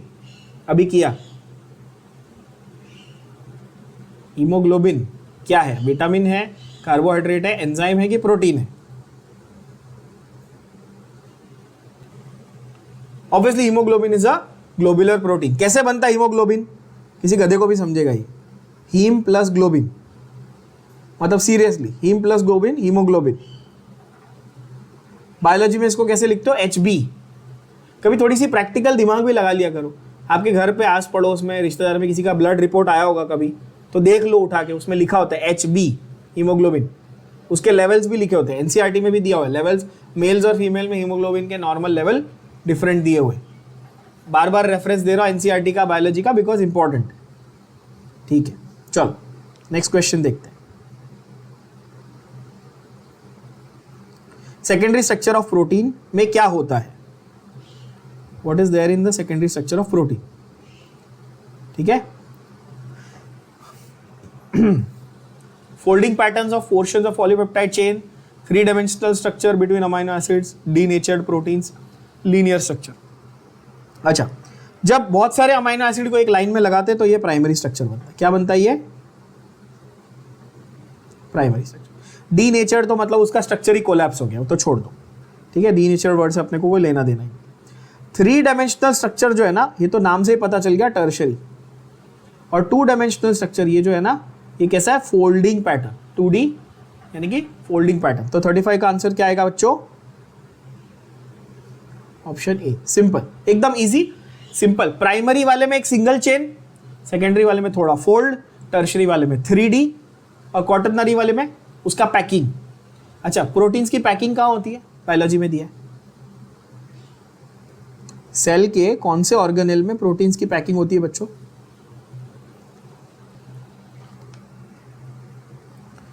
तो आंसर हमारा 35 का हो गया ऑप्शन ए। ठीक है, गोल्गी अपैरेटस में प्रोटीन की फोल्डिंग वगैरह होके उसका पूरा स्ट्रक्चर कंप्लीट होता है। चलो 36 देखते हैं। प्रोसेस ऑफ डाइजेशन में प्रोटीन्स जो हैं वो हाइड्रोलाइज होके यानी कि ब्रेकडाउन होके अमीनो एसिड बन जाते हैं। बरोबर। देखो ये सारे बायो के क्वेश्चन है, डाइजेशन अब्जॉर्प्शन में से पूछा। ये केमिस्ट्री में दिया भी नहीं है बाय द वे, केमिस्ट्री में आपको ये नहीं मिलेगा, ये आपको बायो में मिलेगा डाइजेशन अब्जॉर्प्शन चैप्टर में NCERT के। 36 प्रोटीन से पॉलीपेप्टाइड बनाने के लिए पेप्सिन चाहिए। ये क्या है? पेप्सिन। प्रोटीन से पॉलीपेप्टाइड बनाने के लिए क्या चाहिए आपको? पेप्सिन। ठीक है, अच्छा अगेन थोड़ा सा बता दूं बैकग्राउंड। पेप्सिनोजेन उसका इनएक्टिव फॉर्म है, पेप्सिन उसका एक्टिव फॉर्म है। पेप्सिनोजेन से पेप्सिन बनता है। ठीक है, और बी ये तो सीधा है कि भाई पॉलीपेप्टाइड से अमीनो एसिड बनाने के लिए क्या चाहिए? ट्रिप्सिन चाहिए। ये भी ट्रिप्सिनोजेन से बनता है, यस। पेप्सिनोजेन से पेप्सिन, ट्रिप्सिनोजेन से ट्रिप्सिन। तो आंसर आ जाता है ऑप्शन डी। अगर किसी को नहीं पता, आपको मैं बेसिक आइडिया दे दूं, पेप्टाइड से पेप्सिन, इतना तो गैस कर ही सकते हो यार। चारों ऑप्शन में से एक ही बैठेगा ना। प्रोटीन में क्या होता है? पेप्टाइड होता है कि नहीं? तो पेप्सिन तो गैस कर सकते हो ना, इतना याद करो, कर सकते हो। आंसर आएगा ऑप्शन डी। करेक्ट है बच्चों? Okay 37 5 star. बहुत simple question but important question. What are enzymes? What are enzymes? Enzymes are proteins. ये स्टेटमेंट गोल्डन स्टेटमेंट है, one of the golden statements. All enzymes are proteins but all proteins are not.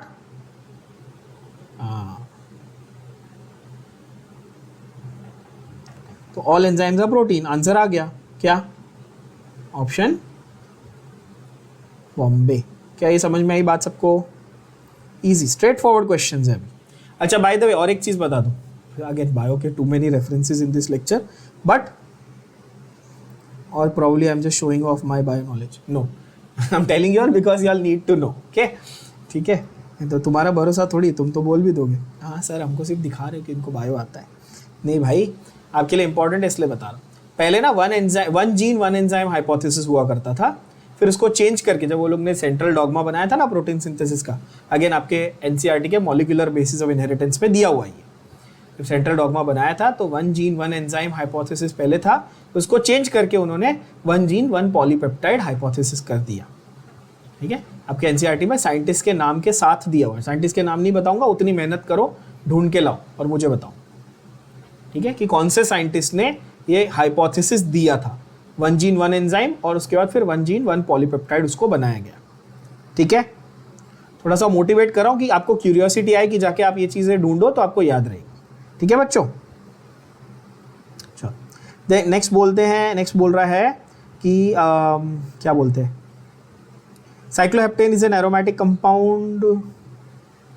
No, cycloheptane तो ये alicyclic है, बकवास। Diastase is an enzyme. Yes, how do identify enzyme? Ending in ASE, lipase, maltase, protease, है ना, lactase. तो diastase enzyme, ASE मतलब enzyme, simple. जिसका ending ASE में हो वो एंजाइम। OSE में हो तो शुगर, INE में हो तो अमाइनो एसिड। ये तो आइडेंटिफाई कर ही लिया होगा आपने सारे क्वेश्चन से अभी। ठीक है, पहचान तो आपको आ गई। Function of enzymes is, enzymes का डेफिनेशन क्या है? What's the definition of the word enzyme? Enzyme का डेफिनेशन है बायोकेमिकल कैटलिस्ट। नाम आ गया, आंसर आ गया, बायोकेमिकल कैटलिस्ट, यानी कि biochemical catalyst is the other name for enzyme. ये जो एंजाइम होता है वो क्या होता है? बायोकेमिकल कैटलिस्ट होता है। क्या होता है? बायोकेमिकल कैटलिस्ट होता है, यानी कि option A is your correct answer. नाम ही उसका, डेफिनेशन ही उसका आंसर है बॉस। ठीक है? बाकी तो बकवास यार। प्रोवाइड एनर्जी कौन करता है? ग्लूकोज, ATP, है ना। ट्रांसपोर्ट ऑक्सीजन कौन करता है? तुमको तो आता ही नहीं है, हीमोग्लोबिन। प्रोवाइड इम्यूनिटी कौन करता है भाई? हमारे लिम्फोसाइट्स यानी WBCs, है कि नहीं? मैं सारे ऑप्शंस बता रहा हूं ताकि अलग क्वेश्चन में आ जाए तो आपको आंसर आ जाए भाई। चलो, which of the following statements about enzymes is true? Enzyme के बारे में कौन सी स्टेटमेंट ट्रू है? Enzymes will catalyse the chemical reactions by increasing activation energy. No भाई, डिक्रीजिंग एक्टिवेशन एनर्जी। कैटलिस्ट का काम है एक्टिवेशन एनर्जी को कम करना, तो ऑप्शन ए गलत है। Enzymes are highly specific. Yes, क्यों? क्योंकि एंजाइम्स हैव स्पेसिफिक सबस्ट्रेट्स। क्या बोला मैंने? एंजाइम्स हैव स्पेसिफिक सबस्ट्रेट, मतलब एक पर्टिकुलर एंजाइम एक पर्टिकुलर सबस्ट्रेट पे ही काम करेगा बच्चों। जैसे कि लिपिड का एंजाइम लाइपेज, प्रोटीन का एंजाइम प्रोटीएज, DNA का एंजाइम DNAs। क्या ये बात समझ में आ रही है? ठीक है? तो कौन सा सबस्ट्रेट किस पे वो काम कर रहा है उसके ऊपर से उसका नाम लिखेंगे आप। नाम तो बड़ा इजी है। और स्पेसिफिक सबस्ट्रेट्स यानी कि ये। अच्छा, इसी क्वेश्चन का ऑप्शन डी देखना, बहुत लोग देख के कंफ्यूज हो जाते हैं। पेप्सिन प्रोटियोलाइटिक, आप बोलोगे हाँ सर आपने थोड़ी देर पहले बताया था, मैं बोला था देखो भाई ध्यान से, पेप्सिन प्रोटियोलाइटिक है पर वो प्रोटीन को कंप्लीटली ब्रेक डाउन कर रहा है क्या? नहीं, वो सिर्फ पेप्टाइड तक लेके जा रहा है, अमाइनो एसिड तक लेके गया नहीं, उसके लिए कौन है? ट्रिप्सिन है। तो ऑप्शन डी आपको भले देख के सही लगे पर एक्चुअली सही नहीं है, पूरी तरह से सही नहीं है। समझ में आ रही बात? तो आंसर ऑप्शन बॉम्बे यानी कि बी। आई होप ये क्लियर हुआ बच्चों, क्लैरिफाई कर दिया मैंने। चलो, enzymes will take part in the reaction and, enzyme का नाम क्या लिखा था मैंने? कैटलिस्ट। कैटलिस्ट क्या करेगा? रेट को बढ़ाएगा कि कम करेगा? तो ये तो मतलब बहुत बचकान क्वेश्चन है। 41 इज बी ऑब्वियसली, क्योंकि वो कैटलिस्ट है तो वो केमिकल रिएक्शन को फास्ट करेगा यानी उसके रेट को बढ़ाएगा। ठीक है। वाइटामिन्स, वाइटामिन्स पूरा का पूरा रटने वाला पार्ट है, पूरा रटने वाला पार्ट है वाइटामिन्स। वाइटामिन्स में आपको क्या क्या लर्न करना है पहले ये समझ लो। आपको पहले तो उसका क्लासिफिकेशन लर्न कर लेना। मैं आपको बेसिक्स बता देता हूँ उसके, बहुत सारा इसमें मेमोराइजेशन वाला फंडा है। अगेन बायोलॉजी से ज़्यादा क्वेश्चन आते हैं इसमें, केमिस्ट्री का ही पेपर होगा, मतलब केमिस्ट्री के सेक्शन में बायो के क्वेश्चन आएंगे। ठीक है, ध्यान से देख लेना। Vitamins, what are vitamins? पहली बात तो नाम ही वाइटामिन्स है, यानी वाइटल, वाइटल का मतलब इंपॉर्टेंट, और अमाइंस यानी कि उनका फंक्शनल ग्रुप क्या होता है? अमाइंस। वाइटामिन्स वर्ड आया वाइटल अमाइंस से, समझ रहे हो? अभी विटामिन्स जो है आपके, उसको हम लोग विटामिन्स कहते हैं और वो लोग अमेरिकन उसको वाइटामिन्स कहते हैं, हम लोग ब्रिटिश इंग्लिश बोलते हैं ना, तो हम लोग विटामिन्स कहते हैं ना बच्चों। ये दो टाइप के होते हैं, क्या होते हैं? फैट सॉल्युबल और वाटर सॉल्युबल। कैसे होते हैं? कुछ विटामिन फैट में सॉल्युबल होते हैं और कुछ वाटर में सॉल्युबल होते हैं। ये समझ में आ रही बात? फैट सॉल्युबल वाले होते हैं कीड़ा, ये एक तरीका याद रख लेना। फैट सॉल्युबल इजी तरीका बता रहा हूं। फैट सॉल्युबल 4 विटामिन कैसे याद रखोगे? कीड़ा, फैट सॉल्युबल कीड़ा, KEDA, vitamin K, vitamin E, vitamin D, vitamin A. और वाटर सॉल्युबल में vitamin B complex and vitamin C. समझ में आ रही बात?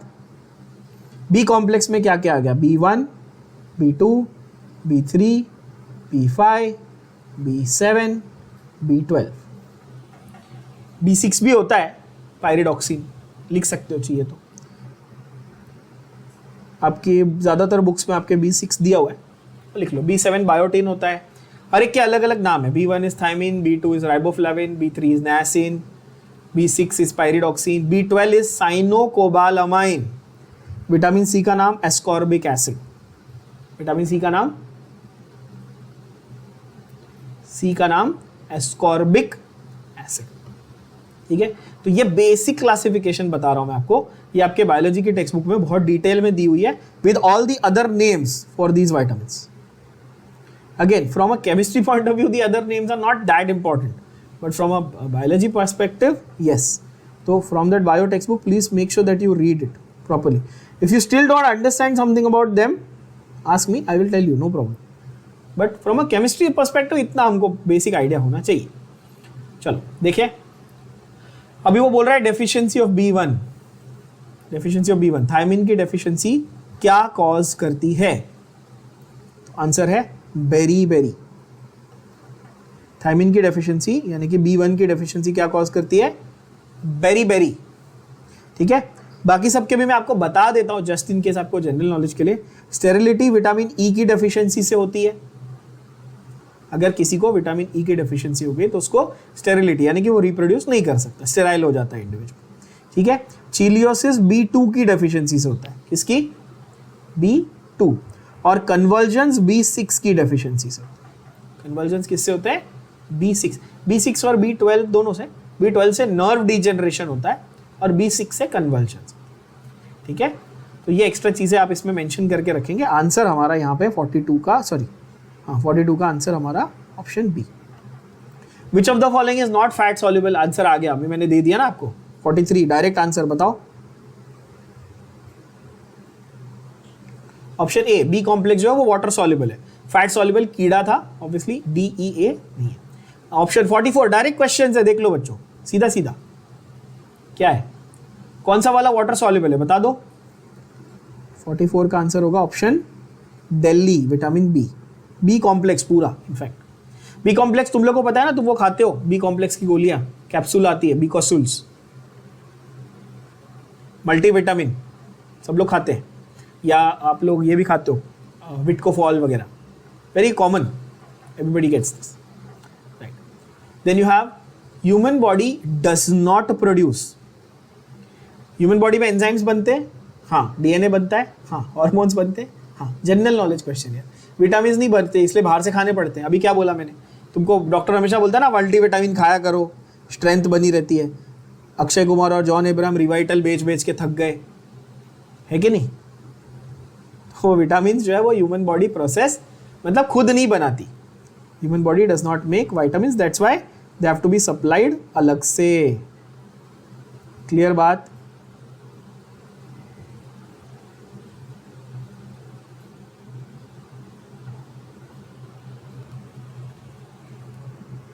फोर्टी सिक्स का आंसर ऑप्शन बॉम्बे बी। 46 का आंसर इज बी।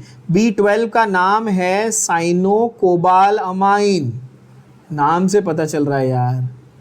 कोबाल, कोबाल मतलब क्या रहेगा उसके अंदर? कोबाल्ट,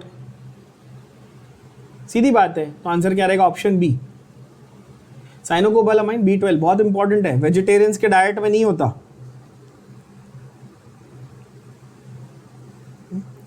प्लांट सोर्सेज में नहीं होता। ये तो आप बोलोगे वेजिटेरियन, हाँ भाई प्लांट सोर्स में। तो तुम्हारे लिए फिर जो वेजिटेरियन लोग होते हैं, तुम्हारे लिए मतलब मेरे लिए भी ऑफ कोर्स, जो वेजिटेरियन लोग होते हैं हमारे लिए इसका जो सोर्स होता है वो मिल्क होता है, क्योंकि हम एनिमल सोर्स से एक ही चीज़ खाते हैं ना, मिल्क और मिल्क प्रोडक्ट्स। बच्ची तो हम सब कुछ वेजिटेबल्स प्लांट से खाते हैं, है कि नहीं? ठीक है। Central dogma of protein synthesis सबको पता है, DNA to mRNA, mRNA to proteins. Answer क्या है 47 का answer? Option C, direct question, central dogma of protein synthesis. 47 direct question, central dogma. Central dogma का मतलब क्या होता है बच्चों?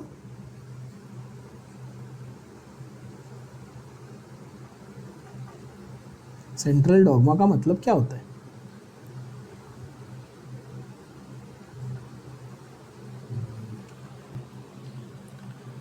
DNA to mRNA, more specific मैं आपको बता देता हूं। DNA से आपका क्या बनता है? पहले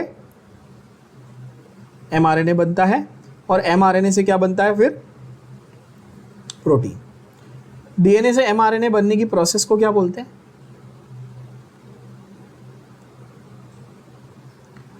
ट्रांस, सब बच्चों को ट्रांस तक ही आता है, आगे नहीं आता है ना, ट्रांसक्रिप्शन। और यहां पे सेकंड ट्रांसलेशन।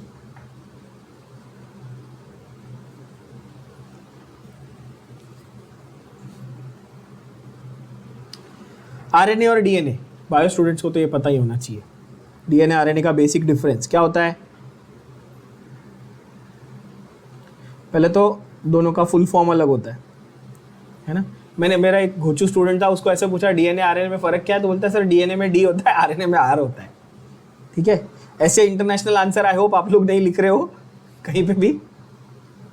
ठीक है, डीऑक्सी राइबो न्यूक्लिक एसिड,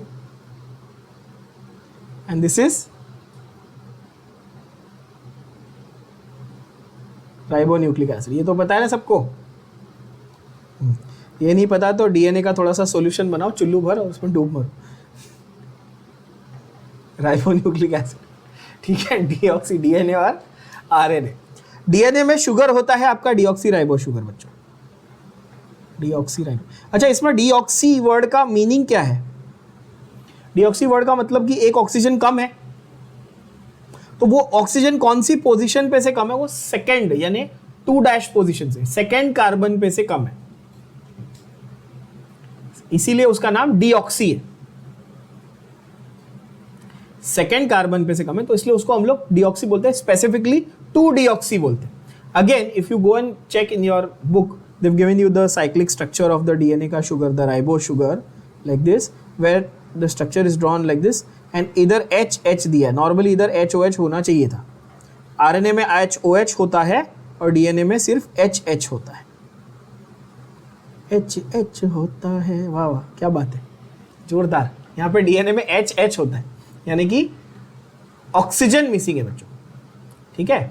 हाँ, आरएनए में क्या होता है, राइबोज शुगर होता है, ये तो पता ही है ना, राइबोज मतलब 5 कार्बन का सीधा साधा नॉर्मल शुगर है, ठीक है। तो आंसर आ गया।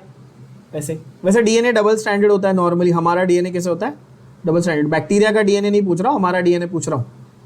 हम नहीं तो फिर उसमें आर्ग्यू मत करना, सर बैक्टीरियल डीएनए तो होता है, हाँ मालूम है, बट हम हमारे डीएनए कॉम्प्लेक्स डीएनए की बात करें, ठीक है। डबल स्टैंडर्ड मत लिख के आना, डबल स्टैंडर्ड, ये सिंगल स्टैंडर्ड होता है। एस लिख दो ना, एस, ये डीएस, ओके, ये तो सबको मालूम है, ठीक है। डीएनए में ये आपके नाइट्रोजन बेसिस है वो कौन से हैं, ए टी जी सी। और आरएनए में क्या होते हैं, ए यू जी सी। इसके ऊपर भी क्वेश्चन आता है बॉस कि भाई डीएनए में कौन सा वाला है और आरएनए में कौन सा वाला है। डीएनए में थाइमिन होता है, आरएनए में यूरासिल होता है। इस थाइमिन को B1 के थाइमिन से कंफ्यूज मत करना, ये वाला THYAMINE है। B1 विटामिन B1 का दूसरा नाम बोला ना अभी थोड़ी देर पहले, थायमाइन, THIAMINE है। ये छोटी छोटी चीज जो पकड़ेगा वही मार्क्स लाएगा, ठीक है। तो यहाँ पे आंसर क्या हो गया, चलो देखो 48 का क्वेश्चन क्या बोलता है वो, डीएनए और आरएनए के बीच में फर्क क्या है। आरएनए में अराबिनोस नहीं, ए तो रॉन्ग है। आरएनए में 2-डीऑक्सीराइबोज, नो वो भी रॉन्ग है। आरएनए में राइबोज, डीएनए में 2-डीऑक्सीराइबोज, तो ऑप्शन डी, ध्यान से पढ़ो, option D is the correct state, ठीक है। नीट 2016 में आया हुआ क्वेश्चन है। नीट 2016 में 2 फेज में हुआ था, ये फेज 1 का क्वेश्चन है, ठीक है। In DNA the linkage between 2 nitrogen bases are, easy question. DNA में 2 नाइट्रोजन के बेस के बीच में कैसा टाइप का लिंकेज होता है बच्चों, ए और टी के बीच में क्या होता है, डबल बॉन्ड। जी और सी के बीच में क्या होता है, ट्रिपल बॉन्ड। तो ये डबल और ट्रिपल बॉन्ड क्या है, ये क्या है, ये डबल हाइड्रोजन बॉन्ड है और ये ट्रिपल हाइड्रोजन बॉन्ड है, बरोबर है। तो आंसर क्या आएगा बताओ, double bond and triple bond. But कौन से टाइप के बॉन्ड है, मैंने लिखा है हाइड्रोजन बॉन्ड। तो आंसर आएगा आपका, एक सेकंड, ऑप्शन ये बताओ, phosphate bond, H bond, glycosidic and peptide, यानी कि आंसर आएगा option Bombay B, hydrogen bond. ATGC याद रखना, डबल और triple. The segment of DNA, पूरे बायो के उठा के रखे हुए क्वेश्चन देख लो। सेगमेंट ऑफ डीएनए जिससे आपका प्रोटीन सिंथेसिस होता है, उस सेगमेंट को क्या बोलते हैं, मतलब सीरियसली ऐसे नींद में से उठा के बायो स्टूडेंट को पूछेगा तो बताएगा रात को 3 बजे। Define dash is a segment of DNA. इस पे पूरा एक सेक्शन है बायोलॉजी का। Obviously the answer is gene, पूरा का पूरा सेक्शन है बायोलॉजी का इस पे dedicated, genetics. Gene is a segment of DNA. Gene का डेफिनेशन ही वही है ना बच्चों, सेगमेंट ऑफ डीएनए, जो आपके हेरिडिटरी कैरेक्टर्स वगैरह को कंट्रोल करता है। इसके ऊपर पूरे पोथे लिखे हुए हैं लोगों ने एनसीईआरटी में, लैकोपरन से लेके जीन का स्ट्रक्चर क्या है क्या नहीं है ना पूरा। Genes are present on chromosomes are present. How are chromosomes made? Chromosomes are made by condensation of chromatin. Where is chromatin? Chromatin is inside your nucleus. Chromatin किससे बनता है, DNA plus histone protein. I can go on and on about this, but you need to learn that from bio. अच्छा, by the way, मैं हर बार ऐसा बोल रहा हूँ क्योंकि केमिस्ट्री में एक्चुअली ये सब दिया नहीं है। बाय द ये एक भी वर्ड दिया भी नहीं है जो मैं बोल रहा हूँ, ये सारा बायो की बुक से उठा के पूछा इन्होंने।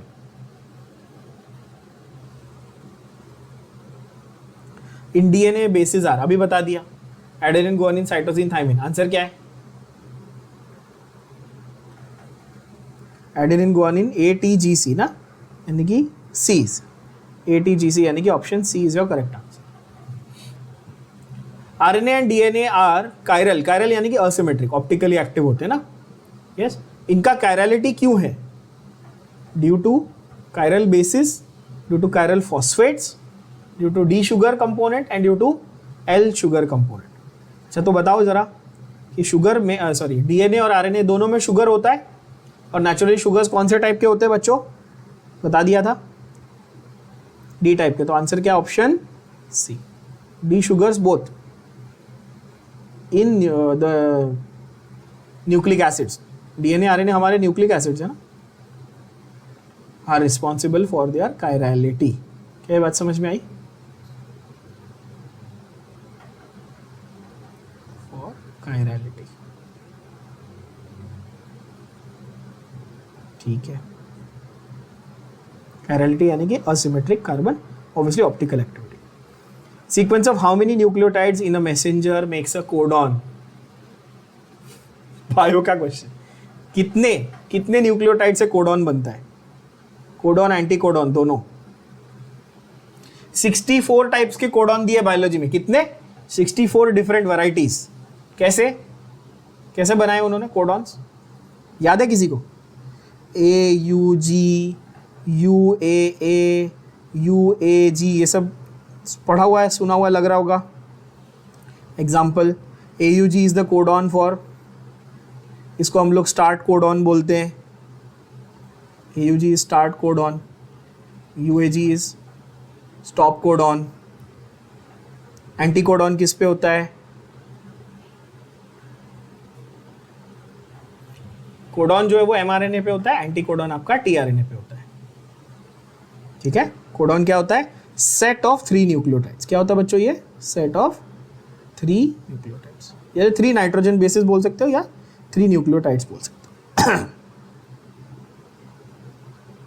तो आंसर हो जाएगा ऑप्शन ए। नेक्स्ट जो क्वेश्चन है ये भी डायरेक्ट बायोलॉजी का है, 54th। ये सारे इसलिए करा रहा हूँ क्योंकि ऑब्वियसली आपको बायो में काम आ जाएंगे, खैर केमिस्ट्री से इतना लेना देना नहीं है इसका, बट वो लोग ने केम सेक्शन में पूछा है, कंसीडरिंग की नीट वाले बच्चे तो इनको आना चाहिए। शारगाफ्स रूल, अरविंद शारगाफ नाम के एक साइंटिस्ट हुआ करते थे, उन्होंने एक शारगाफ्स रूल दिया था, शारगाफ्स लॉ या शारगाफ्स रूल दिया था कि डीएनए में क्योंकि डबल स्ट्रैंडेड होता है ना डीएनए, तो दोनों स्ट्रैंड्स के बीच में ज्वाइनिंग होती है। In DNA as A always bonds with T and C always bonds with G, बरोबर है। तो number of purines will always be equal to number of pyrimidines. समझ रहे हो बात को, क्या होगा, number of purines will always be equal to number of pyrimidines। क्यों, एडेनिन गुआनिन प्यूरिन्स है, साइटोसिन थायमिन पायरिमिडीन्स, ठीक है। तो amount of adenine and thymine will be equal बच्चों, क्यों, जितने एडेनिन है सामने उतने थायमिन चाहिए, बोलो हाँ कि ना, और जितने साइटोसिन है सामने उतने गुआनिन चाहिए। तो 54 का आंसर क्या हुआ, ऑप्शन ए। क्या है समझ में आए? इसको शारगाफ्स रूल बोलते हैं। क्या बोलते हैं इसको, शारगाफ्स रूल, ठीक है। ये भी आपके एनसीईआरटी में से डायरेक्ट उठा के पूछा हुआ है, शारगाफ्स रूल, ठीक है बच्चों लोग। अपन 55 तक करेंगे, I think there are 60 something questions, but last के few questions are all repeated only, you can attempt them on your own. Last 8-10 questions, you have any doubts you can ask me. Which of the following is correct about hydrogen bonding in a nucleotide, इनमें से कौन सा वाला hydrogen bonding के लिए correct है, A B C D, बताओ। Option A with T and G with C. अच्छा, उन्होंने सिर्फ डायरेक्ट बॉन्डिंग दिखाया, बट एक्चुअली मोर स्पेसिफिक होता तो डबल बॉन्ड और ट्रिपल बॉन्ड दिखाते तो ज्यादा सही होता है कि नहीं। ऑप्शन ए सीधा सीधा है कि नहीं, एकदम इजी। एग्जाम्पल ऑफ बायोपॉलीमर, आगे जो क्वेश्चन है बहुत सिंपल डायरेक्ट क्वेश्चन है, जैसे डीएनए एक पॉलीमर है जो बायोलॉजिकली मिलता है, तो बायोपॉलीमर वगैरह, ठीक है। बेस यूनिट्स में हाइड्रोजन बॉन्डिंग होती है, ऑलरेडी कवर कर लिया। रिपीटेड क्वेश्चन है, आखिरी के 8-10 क्वेश्चन है आपके, वो आप रिपीट करके एक बार चेक कर सकते हो, ठीक है। तो इसमें हमने सारे क्वेश्चंस आपके बेसिकली सारे टाइप के क्वेश्चंस बायोमोलिक्यूल्स के कवर किए हमने, जिसमें प्रोटीन्स के, कार्बोहाइड्रेट्स के, डाइसैकेराइड्स, पॉलीसैकेराइड्स, उनके alpha beta forms, DL forms, all questions we have covered, vitamins, DNA, RNA, protein का denaturation, primary secondary structure, everything. Even if from this chapter, honestly speaking, if you do this much, I can guarantee you कि आपको इस chapter का हर एक question solve करते आएगा, ठीक है। पर इतना तो आपको करना ही है, मेहनत करके इसको रिपीट करके रिवाइज जरूर करना है, नहीं तो आपसे क्वेश्चन नहीं बनेंगे, एम आई क्लियर? यस, चलो we'll end this session.